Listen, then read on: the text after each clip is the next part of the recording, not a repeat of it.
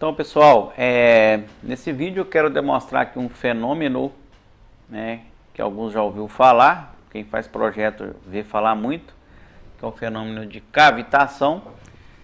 É muito comum a gente usar esse termo e até calcular se vai haver cavitação ou não em sistemas de bombeamento, né, em sistemas de recalque. NPSH requerido, NPSH disponível, né? Quem faz projeto está careca de saber isso daí. E aqui a gente quer demonstrar esse fenômeno em placas de orifício, que também pode ser aplicado ou aplicável em válvulas hidráulicas, certo? Aqui a nossa famosa bancada de testes de placa de orifício que a gente construiu, e daqui a gente está tirando muitas informações e bastante conhecimento de hidráulica. Para mim está sendo muito bom isso daqui. E a gente quer demonstrar aqui, eu tenho um vídeo que a gente conseguiu registrar, esse fenômeno de cavitação, tá, usando a nossa bancada de testes. Na época a gente colocou nesse trecho aqui, antes da placa e depois, a gente colocou um tubo de acrílico. Ele não durou muito tempo porque ele resseca, né? Aqui bate sol aqui dentro, ele resseca, ele quebra. Mas deu pra gente tirar alguns vídeos, né? Algumas coisas daqui usando o tubo de acrílico. Eu queria observar aqui o movimento do fluxo da água, né? Coloquei corante na água para ver o movimento, enfim. Mas o que a gente registrou aqui foi o fenômeno de cavitação, certo? Tem um vídeo aqui bastante didático, a gente vai conseguir ver o fenômeno de cavitação, né? E esse fenômeno a gente sabe que ocorre quando a pressão, né, que no caso da água, ela cai abaixo da sua pressão de vapor, né? Aí ela forma bolhas de gases, né? E essas bolhas podem colapsar, né? E provocam danos aí no seu sistema hidráulico, né? Em rotores de bomba, enfim. Então o barulho mais comum é um chiado, um apito, vibrações na tubulação, enfim. Eu vou demonstrar aqui na forma de vídeo, né, que a gente registrou, a princípio em câmera lenta. Eu vou dar um pause, vou voltar, mas vamos lá no vídeo.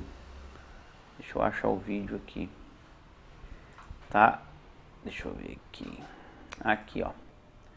Deixa eu dar um pause quando começar. Beleza. Então vamos lá. Essa aqui é a nossa motobomba da bancada de testes, um manômetro, registros, né? A gente já mostrou isso daqui, mas vamos lá. Vou dar um play. E aqui a gente já começa a observar o fenômeno de cavitação. Vou dar um pause aqui. Aqui, ó, a nossa placa de orifício está aqui dentro, é uma placa de 8 milímetros. A vazão que está passando aqui nesse teste é 2,89 metros cúbicos por hora. Tá? E um ΔP que ΔP eu não me lembro, mas a pressão aqui, a jusante da placa de 2,5, certo? A pressão depois, o antes aqui eu não lembro, não recordo, mas o que importa aqui para o cálculo é a vazão, tá? O diâmetro da placa e essa pressão, tá? É a jusante aqui da placa. Vamos lá voltar no vídeo. Vamos voltar no vídeo. Vou dar um play aqui de novo. Aí pra gente observando aqui. Quando for pertinente eu dou um pause.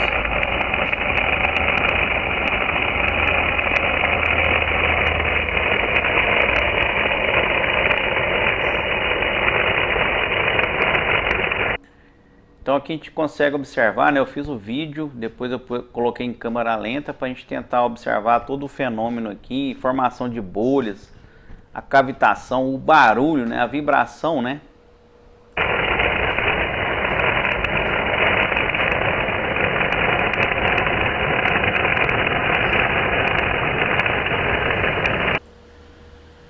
Aqui a gente instalou as tomadas de pressões tentando obedecer a norma, né? Tudo certinho. A placa de orifício de 8 milímetros, a tubulação, um diâmetro interno de 28 milímetros, enfim.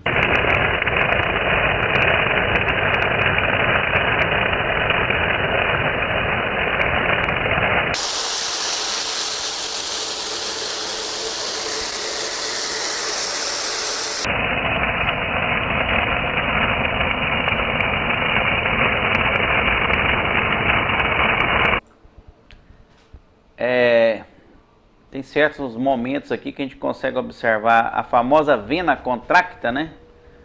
Depois do orifício, né? Forma um estrangulamento, né? Então a velocidade ali na vena contracta é muito maior do que no próprio orifício.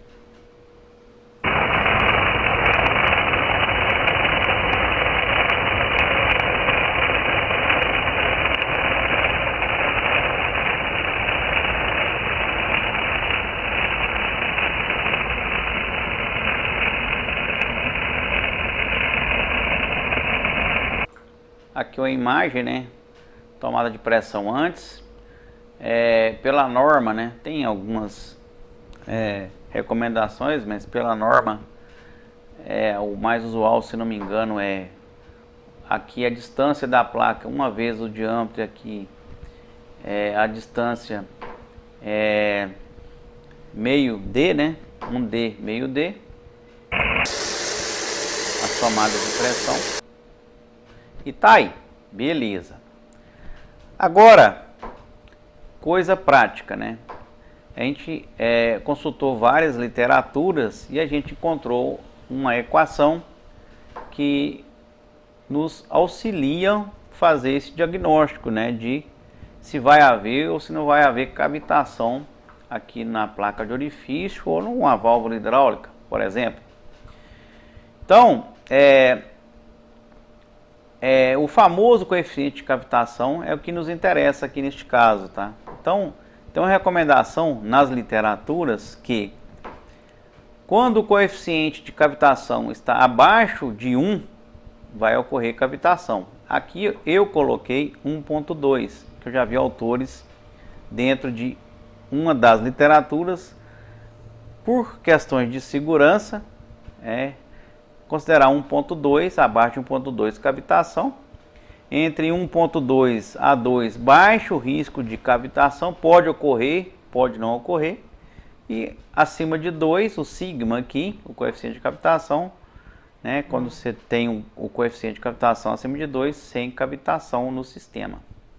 Então, esse vídeo que a gente acabou de assistir é isso daqui, esse resultado, ó. A vazão que estava passando lá era 2,89, o diâmetro do orifício 8 milímetros. Então a gente colocou a equação aqui, ele calcula tudo. A pressão aqui, ó, depois da placa é 2,5 MCA, certo? A pressão de vapor que a gente considerou aqui é água a 25 graus, né? 0,323 MCA, o déficit de pressão de vapor. No dia do teste a gente mediu a água aqui, a temperatura da água, né, com termômetro, estava dando por volta de 25, 26 graus, então a gente considerou que 25. Então a gente calcula tudo certinho, baseado na equação. Então ele dá o coeficiente de cavitação, ó, 0,17. E pela essa tabelinha aqui, ó, está ocorrendo cavitação, que é exatamente do que a gente viu, né, num experimento, numa bancada de testes, né? Não é nada teórico, é coisa prática, né, que a gente viu e ouviu, né? Então, dentro dessa bancada de testes, a gente tem vários dados reais, né, de placas de orifício que a gente usou em experimentação, orifício de 6 a 20 milímetros. Esses dados são dados coletados na bancada de teste, tá? Então a gente tem aqui, para cada diâmetro de orifício, a gente tomou 4 vazões controladas com diferentes ΔP, né, ou diferencial de pressão. E em cima disso a gente usou a equação aqui para calcular o coeficiente de cavitação. E a gente observou o seguinte, né, quanto maior a velocidade de escoamento do orifício, maior a probabilidade de cavitação. Então, ou seja, é inversamente proporcional, né? Quanto maior a velocidade de escoamento, o coeficiente de cavitação ele é menor, então maior risco de cavitação. Então eu peguei todos esses dados reais coletados na bancada e fiz a correlação entre velocidade de escoamento da água no orifício comparado aqui com o coeficiente de cavitação. Então deu essa equação aqui, polinomial, né, com 96,7%, ficou muito bem ajustadinha, né? Então, ou seja, aqui mostra, né, quanto maior a velocidade de escoamento do orifício, no caso, é menor o coeficiente de cavitação. Então aqui a gente consegue tirar bastante informação e aqui tá muito bem explicado o que a gente viu lá no vídeo, né? E aqui eu quero mostrar uma foto que eu achei na internet, ó, cavitação em placa de orifício, aqui na indústria. Eu estava lendo alguma coisa sobre cavitações em indústria, né? O que mais a gente vê, usar placa de orifício em indústria para medir vazões, né? Enfim, não vou entrar aqui a fundo, mas isso aqui é real, ó, tá? Isso aqui é um relatório de uma empresa, né? Teve que substituir a placa de orifício, essa placa de orifício nova, e essa é a placa de orifício que estava sofrendo cavitação, né? Então é isso que eu queria mostrar, certo? Mais uma informação bem interessante aí para quem gosta do tema, né? Cavitação em placas de orifício, que também vai servir aqui para dimensionamento e escolha de válvulas hidráulicas em sistemas de irrigação ou saneamento.